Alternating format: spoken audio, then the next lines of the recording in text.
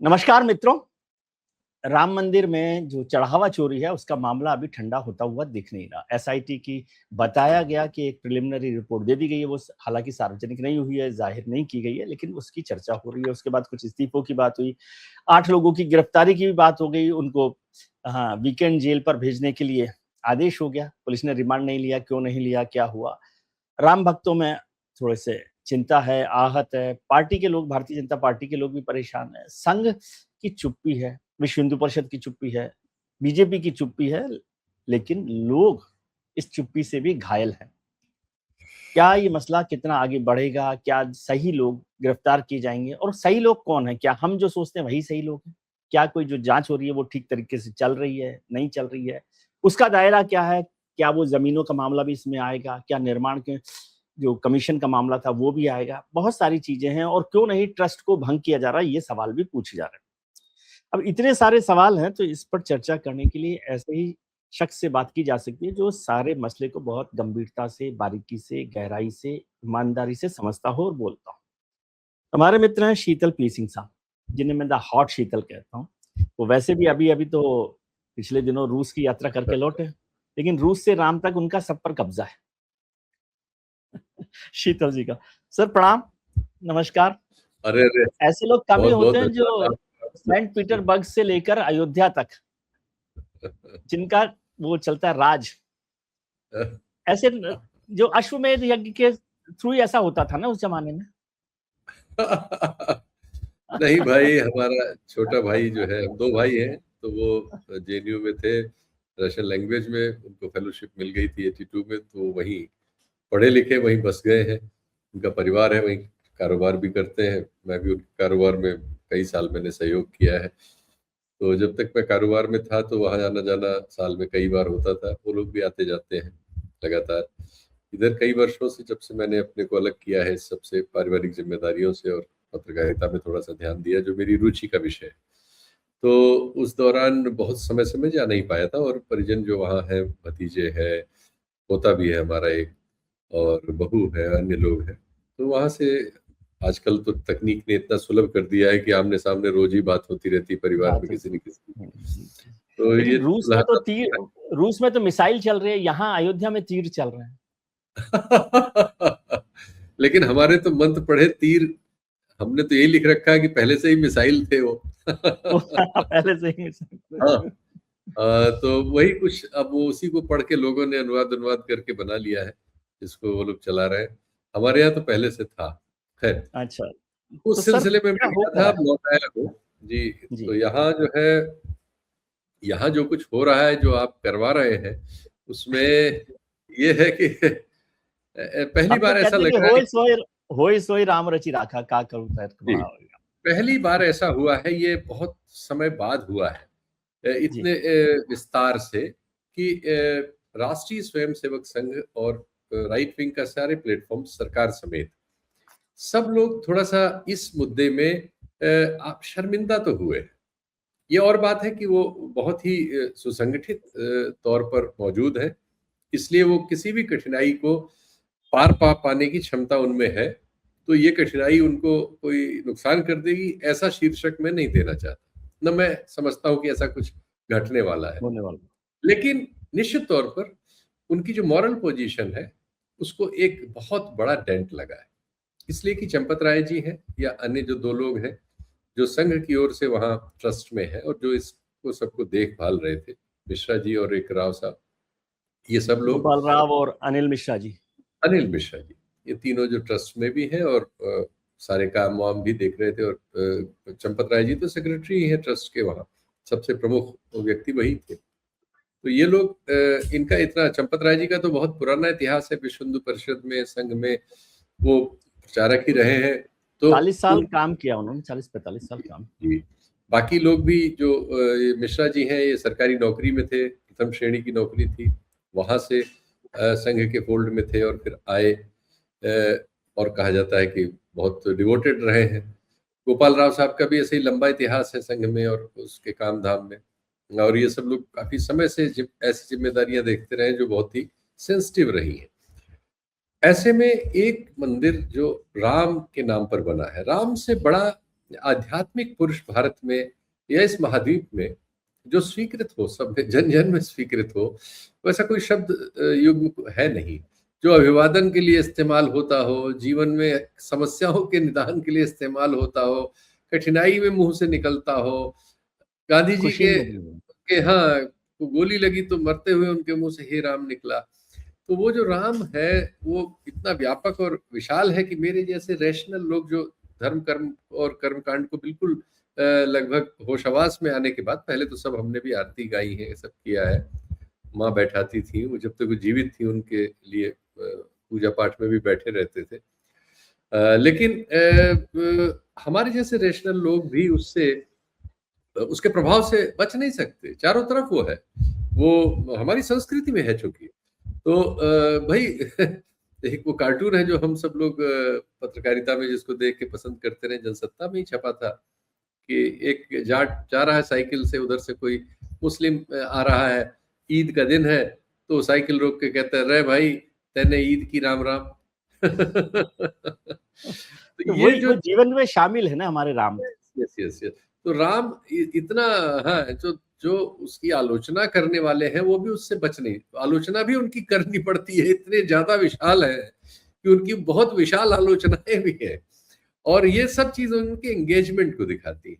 तो इस व्यक्तित्व के मंदिर को जो इतने संघर्षों के बाद, करीब 4 दशकों के संघर्ष के बाद, 83-84 में सब शुरू हो गया था। आपने तो किताब वगैरह लिखी है, आपको बहुत डेट्स वगैरह क्लियर याद होंगी।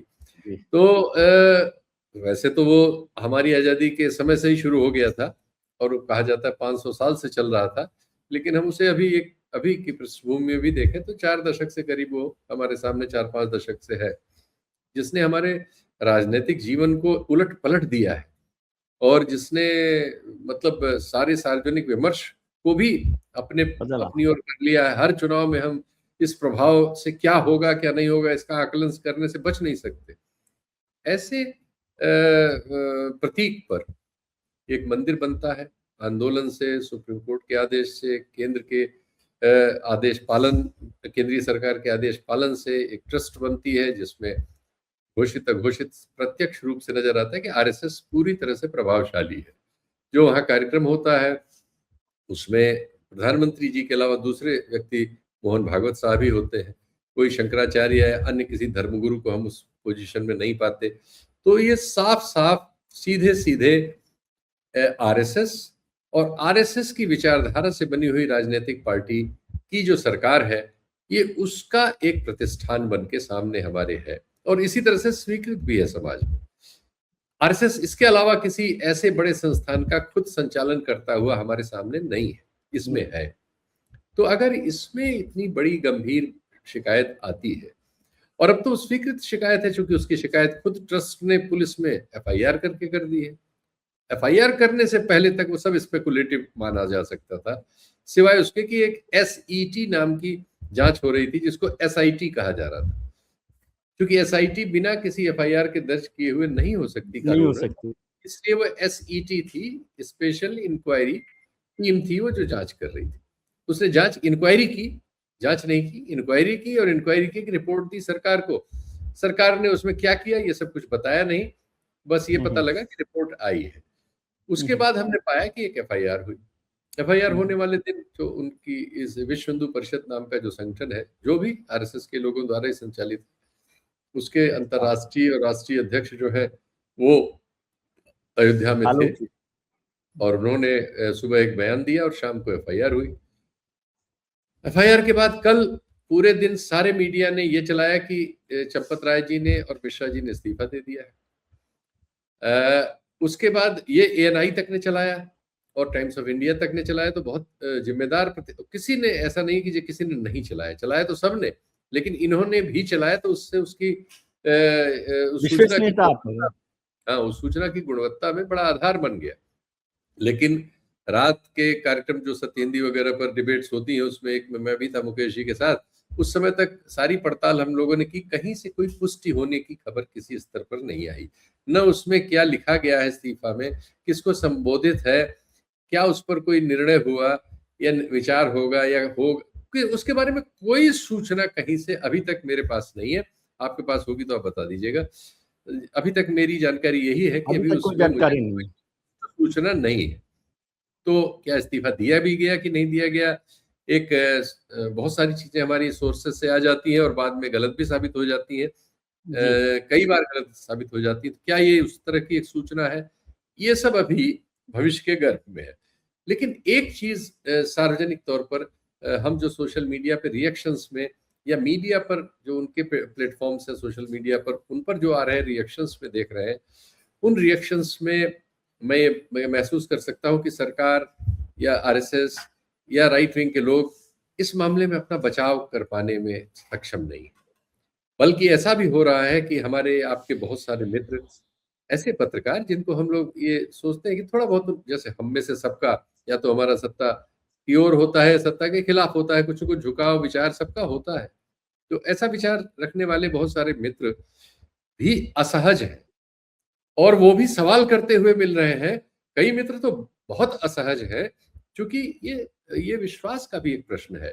एक धार्मिक विश्वास हमारे जीवन में बहुत सारी चीज़ों को एक भरोसा देता है, साहस देता है, किसी कठिनाई के समय एक ढाढ़स देता है, भले ही रैशनल तर्क बताए कि ये सब कुछ नहीं होता, लेकिन हम जानते हैं कि लोग इस पर यकीन करते हैं और इस भरोसे के आधार पर वो अपने जीवन में बहुत सारे फैसले भी करते हैं और इस भरोसे के भरोसे रहते हैं, ये सच्चाई है।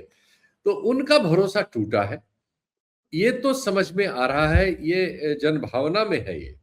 और जो आंकड़े आए हैं अगर वो पुष्ट है कि वहाँ चढ़ने वाले चढ़ावे में एकदम से बहुत बड़ी कटौती हो गई है, लोग नहीं चढ़ावा चढ़ा रहे हैं। दूसरे बहुत सारे संगठन और व्यक्ति सामने आए हैं जो हिसाब माँग रहे हैं, जिन्होंने खुद एक संगठन ही आया सिंधी समाज का, उन्होंने बताया कि उन्होंने 200 किलोग्राम चांदी की चांदी। सिल्लियाँ चढ़ाई, उसका वीडियो है, उसके फोटोग्राफ्स हैं और चंपत राय जी को दिया और चंपत राय जी ने उनको आज तक रसीद नहीं दी। ये तथ्य अब सोशल मीडिया पर बिना चैलेंज के, किसी ने नहीं कहा कि गलत कहा गया है, ये उपस्थित है। एक महिला आई, उन्होंने कहा कि उन्होंने काक भूषुंडी जी की चांदी की मूर्ति चंपत राय जी को सौंपी थी, वो उसके बारे में भी उनको भी रसीद नहीं मिली। तो ये 2 आरोप डिजिटल प्लेटफ़ॉर्म्स पर चल रहे सबके हैं। फ़ोन में मेरा ख़्याल है जिसके पास भी स्मार्टफ़ोन है और वो हिंदू है कम से कम, दूसरे धर्म के लोगों में भी रुचि होती है इस तरह की घटनाओं पर, बहुत से लोगों में बहुत ज़्यादा ही होती है, तो सबके फ़ोन में ये पहुँचा हुआ है और टीवी में भी बहुत जगह चलाना पड़ा, जबकि टीवी वगैरह थोड़ा बहुत सरकार का समर्थन करने के आरोप में लगातार घिरे हुए हैं, थोड़ा बहुत क्यों पूरी तरह घिरे हुए हैं। लेकिन ये घटना ऐसी थी कि इग्नोर कर पाना मुश्किल था, ये दबाव है। डायवर्जन की भी कोशिशें हुई, वो लिस्ट जारी कर दी गई कि हमारे सिंदूर ऑपरेशन में 6 जवान कौन से मारे गए थे। वो जारी हुआ कि साहब पासपोर्ट जो है, वो नागरिकता का दस्तावेज ही नहीं है। एक खबर और आ गई कश्मीर से कि साहब वो जो 90 में एक महिला नर्स थी शायद, उनकी जो हत्या हुई थी, उसमें बस। जाँच पूरी हो गई है और यासीन मलिक के निर्देश पे हुआ था। इस तरह की कई सनसनीखेज बहुत बड़ी-बड़ी खबरें आई, जो मेरा ख़्याल है अगर ये मामला ना होता सामने, तो तो वो शायद उस नहीं दिन है। का समय पासपोर्ट ने दिन लिया, पासपोर्ट ने हमारे दिन का पूरा विमर्श एक दिन लिया, लेकिन मंदिर मुद्दा छुपा नहीं उससे।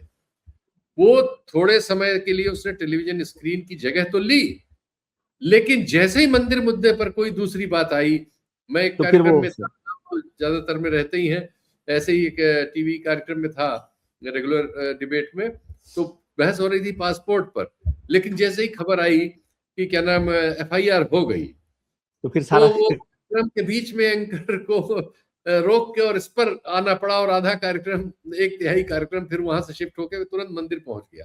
तो जो लेकिन सर संवेदन अब मैं ये समझना चाहता हूँ आपसे, ये सारा जी, घटनाक्रम आप बता रहे हैं, महत्व आपने जितना जानकारी दी उस हिसाब से बहुत महत्वपूर्ण है। जी, और आपने कहा कि पिछले 4 दशक से 80s से समझ लीजिए 84-85 से लेकर अभी तक तो ये राम मंदिर का मुद्दा राजनीतिक तौर पर भी वो रहा है।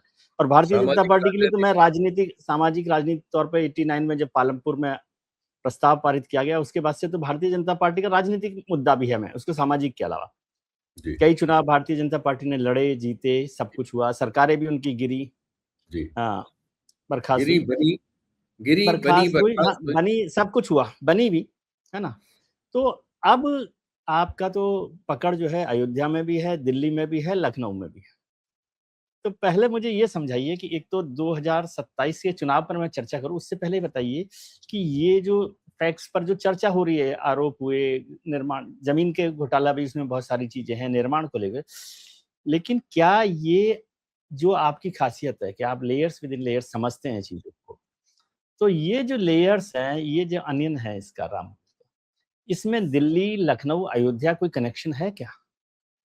देखिए, इसमें तो कोई शक नहीं है, ये बार-बार प्रमाणित है कि निश्चित तौर पर लखनऊ और दिल्ली में वैसी सहमति नहीं है जैसी भोपाल और दिल्ली में है, चंडीगढ़ और दिल्ली में है, आपके जयपुर और दिल्ली में है, गुजरात अहमदाबाद, अहमदाबाद। गांधीनगर दिल्ली में है।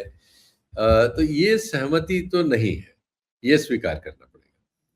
लेकिन ये सहमति है कि दोनों को एक दूसरे की जरूरत है और उस जरूरत के लिए हम साथ भी हैं और सहमत, और कुछ चीजों पर हम एक दूसरे अलग। की उपस्थिति से असहमत भी हैं, एक दूसरे के लिए चैलेंज भी है।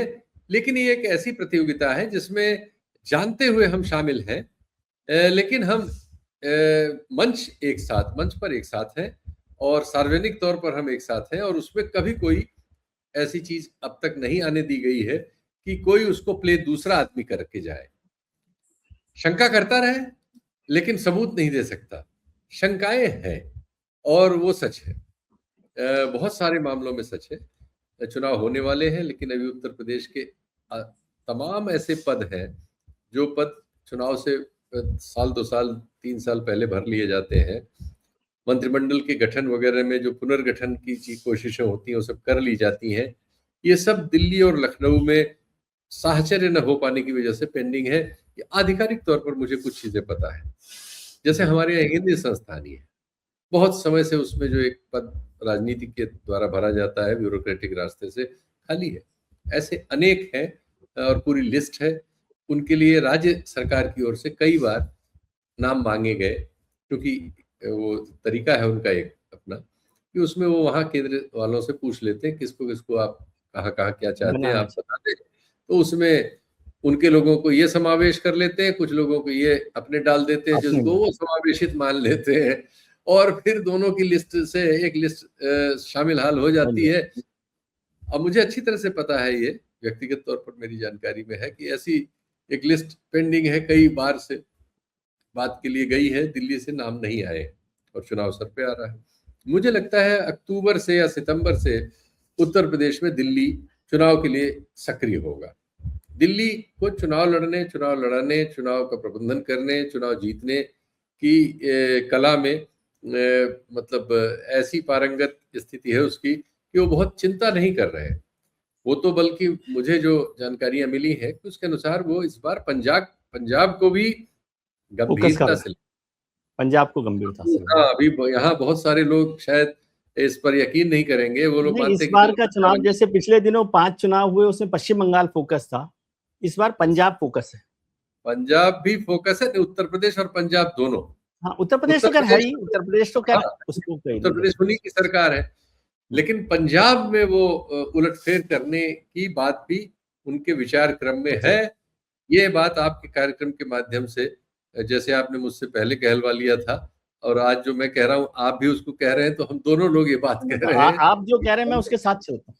अरे नहीं नहीं नहीं नहीं, मैं आपसे लेकिन हामी भरवा ले रहा हूँ कि जिससे आप कल को स्कटल न कर पाए, बहुत सारे चैनलों पे भी आप पकड़ में आते हैं। तो अब तो नहीं, मैं लेकिन आपके ममता बनर्जी वाले उसका मुझे बड़ा फायदा मिला, क्योंकि बहुत सी जगहों पर मैंने कहा भाई विजय जी के कार्यक्रम में आप देख लीजिए मेरा कहा लेकिन हुआ हमने है। तो दोबारा भी उसको चलाया कि जब हाँ। चुनाव के नतीजे आ गए तब भी हमने कहा कि भाई शीतल जी ने ये बात बोली थी, ताकि हाँ लोग हमें गाली ना दे।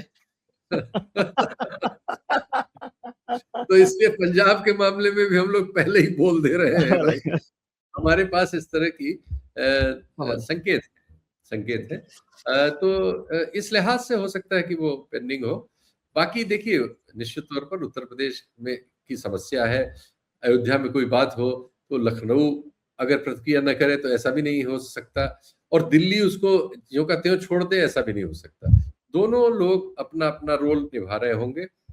कुछ चीजों में ये होता है कि भाई राज्य सरकार कोई पहल करती है जिसको बाद में कहा जाता नहीं ऐसे करते तो ठीक था, लेकिन जब हो जाती है तो हो गई। मान लीजिए एसईटी के गठन के मामले में कोई बात रही हो, उसको लेके बाहर के लोग ज्यादा स्पेकुलेट कर लेते हैं। मुझे लगता है कि जो हम सिस्टम में जिन ऐसा सब प्रकार चलता रहता है, सब लोगों को से मिलाकर करना पड़ता है। वो स्पेकुलेशन विपक्ष को करने का हक भी है। जी। और उसपे जैसे केजरीवाल ने मजा लगाने की कोशिश की, उसमें थोड़ा सा उसमें से कि अपने लिए कुछ गेन कर लें, इस तरह का करने का हक है सबको विपक्ष का। वो और चीजें उसको, और अगर उसके जरिए वो किसी पार्टी के भीतर जो सत्ता में है और बड़ी पार्टी है और ताकतवर है बीजेपी की तरह, अगर उसमें कुछ अंतर्विरोध पैदा करने में सफल है तो ये राजनीतिक कर्तव्य है उनका, वो करें उसको। ठीक है, उसमें लेकिन कोई एक आपत्ति नहीं है। पत्रकार के नाते मुझे कोई इतनी अधिक इसमें सूचना नहीं मिलती कि कोई ऐसी चीज हो रही है जैसी कल्पनाएं विपक्ष कर रहा है। जी जी, कुछ लोगों ने कहा भी ये बात कि भाई आप ये क्यों सोचते हैं कि दिल्ली और लखनऊ में झगड़ा होगा?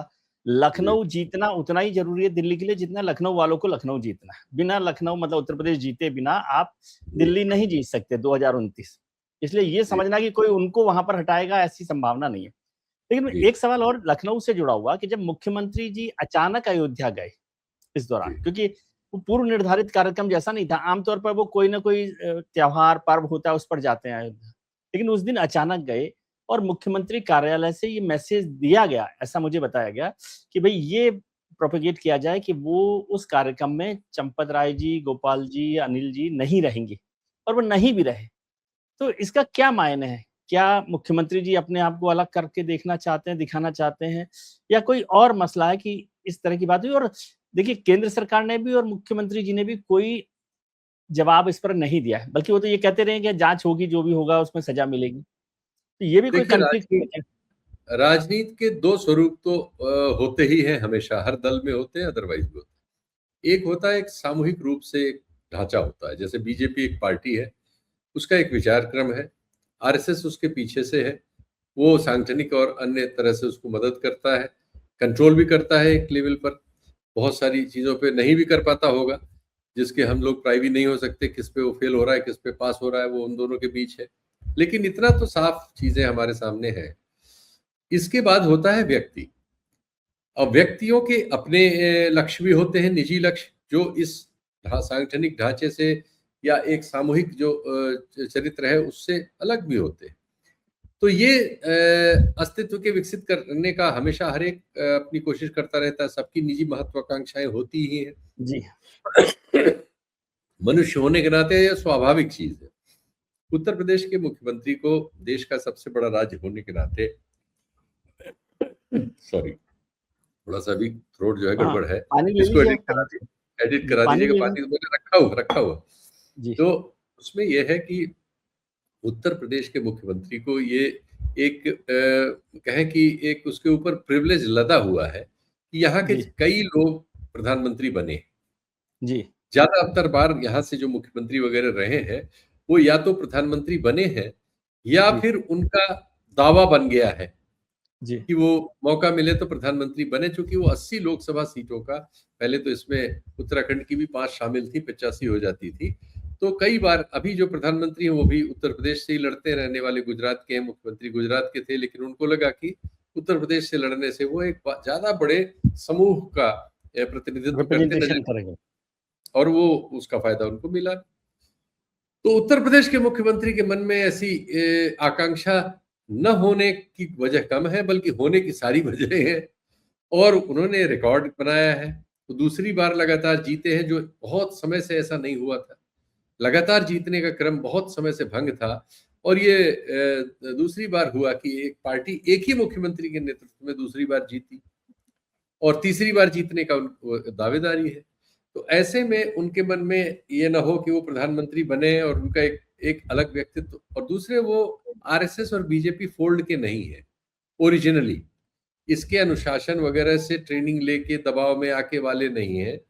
वो एक अलग अपने आप में, दिशा वही थी, धारा वही थी, लेकिन संगठन अलग था। संगठन चलाने का विचार आचार भी अलग था। एक मठ के वो स्वामी है, उस मठ की एक अपनी प्रसिद्ध प्रतिष्ठा है, उसकी ओर से एक क्षेत्र विशेष में उनका बहुत प्रभाव था, बाकी देश में लोग जानते थे।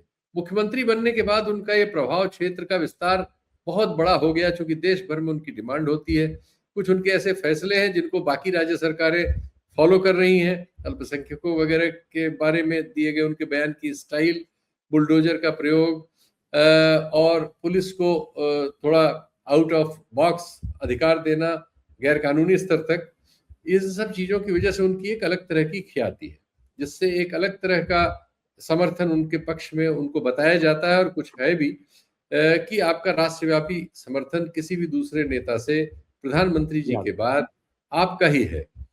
ऐसे राजनीति में ये बिल्कुल छोटे से स्तर पर होता है कि एमएलए बन जाता है तो उसके पास भी आने वाले 10 लोग 9 लोग उसमें तारीफ ही करते, और कई बार तो 10 के 10 सिर्फ तारीफ ही करते हैं कि अरे आपका तो उस चौराहे पे मैं गया, सब आपकी तारीफ कर रहे थे, वहां मैं गया तो आपका बोर्ड लगा था। तो ये एक होता, तो यहाँ तो लोग इतने बड़े राज्य के मुख्यमंत्री हैं, जितने लोग शायद पूरे भारत में रहते थे जब अंग्रेजी राज या और था, तो पूरे भारत की आबादी आजादी से पहले करीब करीब उतनी आबादी जितनी अकेले उत्तर इच्छा और संभावनाओं में फर्क बताइए ना आप मुझे, संभावना क्या देख रहे हैं आप?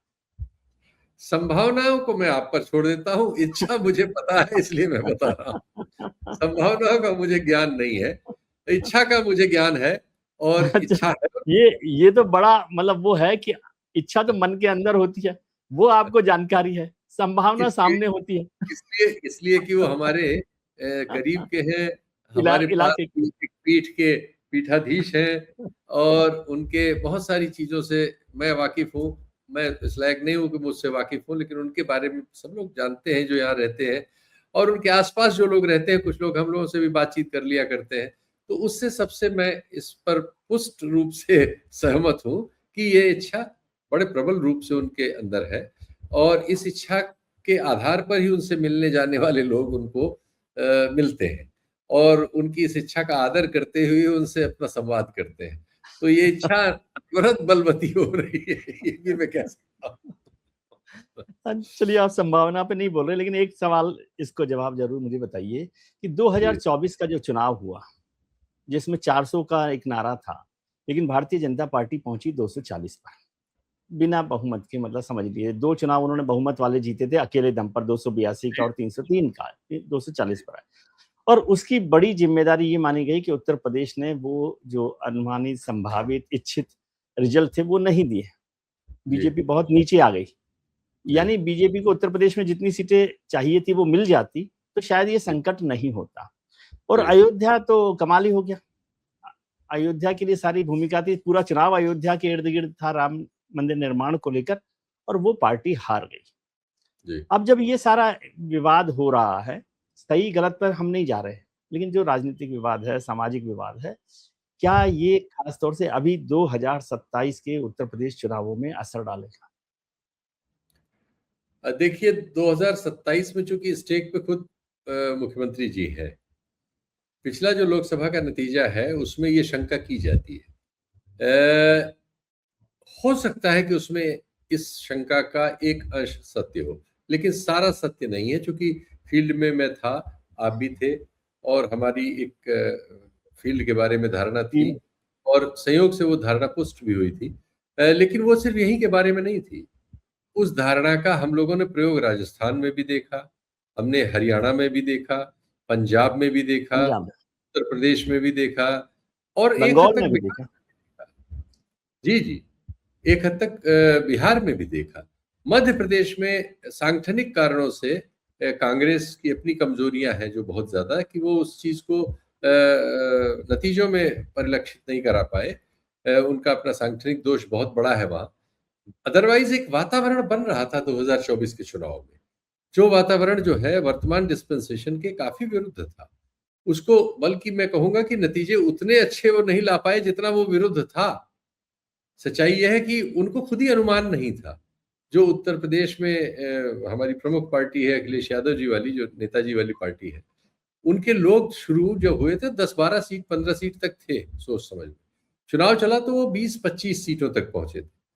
बहुत जब चुनाव वोट पड़ रहा था तो वो 27-28 सीटों तक थे, और मिल गई उनको 37 सीट। कई मैं ऐसे व्यक्तिगत चीजों को जानता हूं, वहां कोई ठीक से टिकटार्थी नहीं मिल रहा था, और ऐसे लोगों को टिकट दिया गया जिनको जिनका कोई अतीत सपा में नहीं है, या वो पैसे लेके टिकट खरीदने वाले लोग भी नहीं है, और वो जीत भी गए। नहीं तो अब क्या होगा? लेकिन अब की स्थिति, विधानसभा एक दूसरी चीज है। विधानसभा लड़ने के भर की मशीन अमित शाह जी के पास है। लोकसभा बड़ा क्षेत्र हो जाता है। लोकसभा में वो अपने राज्य में और कुछ जगहों पर जो चाहते हैं वैसा कर लेते हैं। वो उनकी हर चुनाव दर चुनाव उनकी क्षमता बढ़ रही है। हो सकता है कि 29 के लोकसभा तक वो ये क्षमता भी विकसित कर चुके हों, जो हमें उसके नतीजों में दिखेगी, जो 24 में नहीं दिखी। लेकिन विधानसभा भर की क्षमता तो उन्होंने अभी अभी बंगाल में प्रूव की है। जो उनका नियंत्रण है संस्थाओं पर, और जिस तरह से वो चीजें हासिल कर लेते हैं, जैसे वो चुनाव संचालन करते हैं, जैसे मीडिया उनके पास है, जैसे साधन उनके पास है, जैसे दूसरों के साधन कृपल करने की क्षमता उनके पास है, और जितनी वो मेहनत करते हैं। तो बीजेपी के ये लोग नाराज हो जाएंगे सर आपसे, कहेंगे कि जो और जनता का मैंडेट है उसके खिलाफ आप बोलते हैं, एक तो सम्मान नहीं करते, दूसरा जो ममता जी के खिलाफ पूरी एंटी इनकम्बेंसी थी, नाराजगी थी, जो आजकल अंडे फेंकने से हो रही है, वो आपको दिखती नहीं, और आप बड़े भले होकर सवाल खड़ा कर रहे हैं मैंडेट पर। नहीं, आप सहयोग से आपका जो चैनल है यही मेरी संरक्षा करेगा। उस कार्यक्रम में देखिए हमने दोनों बातें कही। हमने जो गुण है, ये इसको गुण कहा जाता है, जो मैंने अभी जिसका वर्णन किया, ये इस डिस्पेंसेशन का गुण है। दूसरों के जो अवगुण है, अभी मैंने मध्य प्रदेश के बारे में आपके सामने ही कहा कि कांग्रेस की अपने वहां कमजोरियां हैं, जिसकी वजह से वो उस माहौल का लाभ उठाने में फेल सिद्ध हुई। ममता बनर्जी के बारे में भी आप अपने कार्यक्रम में फिर से देख लीजिएगा। मैंने बाकायदा उनकी बखिया उधेड़ी है कि उन्होंने जो वहां राज क्रिएट किया है, उससे लेफ्ट के और कांग्रेस के बहुत सारे लोग ये मना रहे हैं कि वो जाएं।